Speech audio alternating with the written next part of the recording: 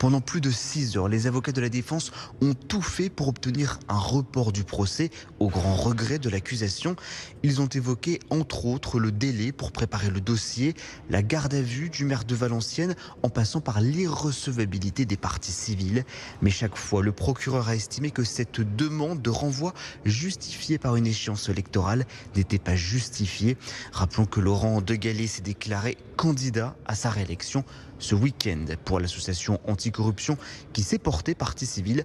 Cette méthode utilisée par la défense n'a rien d'étonnant. Ils ont dit d'avance que la convocation le 19 février à un mois des municipales, entre les deux tours, nous serons entre les deux tours dans un mois, n'était pas due au hasard. Ils l'ont d'ailleurs répété ce matin. Bon, ça n'a pas de sens. Le parquet l'a rappelé que lui, il audiençait en fonction de ses possibilités. Point final. Alors maintenant, ça tombe peut-être mal pour Monsieur Degallet qui est en pleine campagne, certes, mais ça peut pas toujours tomber bien. Laurent Degallet fait face au juge dans des affaires de subordination de témoins et prise illégale d'intérêt. En ce moment, le tribunal s'intéresse aux conditions d'embauche de Floriane Reversée dans une société valenciennoise, alors qu'elle entretenait une relation intime avec le maire de Valenciennes.